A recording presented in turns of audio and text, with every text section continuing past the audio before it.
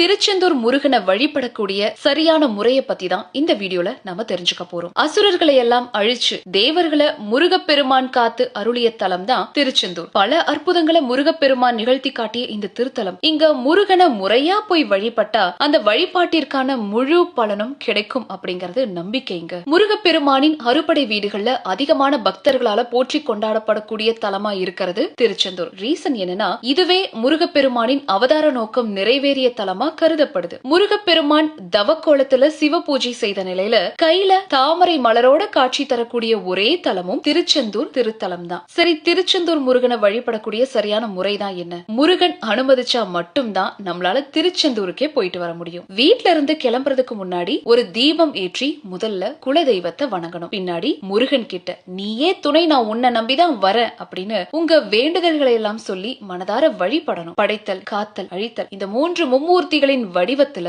தொழில்களை செய்யறவரா திருச்செந்தூர்ல மட்டுமே முருகன் அருள் புரியுறாரு. முதல்ல கடல்ல குளிச்சுட்டு தான் நாழி கிணற்றுல நீராடணும். நாழி கிணற்றுல நீராடியதுக்கு அப்புறமா வேற எந்த தண்ணீர்லயும் குளிக்க கூடாது. முருகப்பெருமான் வேளால உருவாக்கிய தீர்த்தம் தாங்க நாழி கிணறு. இத கந்த புஷ்கரணி அப்படின்னு அழைக்கிறாங்க. ஈர உடைகளோட கோவிலுக்கு போக கூடாது. சோ முதல்ல தூண்டுகை விநாயகருக்கு தலையை சுத்தி ஒரு சிதற தேங்காய் உடைச்சு வழிபடணும். நாழி கிணறுக்கு அருகாமையில திருச்செந்தூர் கோவில புனரமைச்ச மௌன சுவாமி, காசி சுவாமி, ஆறுமுக சுவாமிகளை வழிபடணும். பின்னாடி கோவிலுக்கு போய் மூலவரான சுப்பிரமணியர் கிழக்கு நோக்கியும் சண்முகர் தெற்கு நோக்கியும் இருப்பாரு. அவங்கள நம்ம வழிபடணும். இங்க கொடுக்கிற பன்னீர் இலை விபூதி பிரசாதத்தை வாங்கி சாப்பிட்டோம் அப்படின்னா பலவித நோய்கள், செய்வினை தோஷங்கள் நீங்கும் அப்படிங்கறதும் நம்பிக்கைங்க. முருகன் சன்னதிக்கு பின்புறமா இருக்கிற முருகன் கைகளால பிரதிஷ்டை செஞ்ச பஞ்ச லிங்கங்களையும் வழிபடணும். பின்னாடி குரு சன்னதிக்கு போய் கண்டிப்பா வழிபடணும். முடிஞ்சா 2 நெய் தீபம் ஏற்றி மஞ்சள் வஸ்திரம் சாற்றி அர்ச்சனை செஞ்சுக்கணும். தொழில ஏற்படக்கூடிய பிரச்சனை சரியாகவும், வருமானம் பெருகவும், ஜாதகத்துல குருவால வரக்கூடிய பிரச்சனை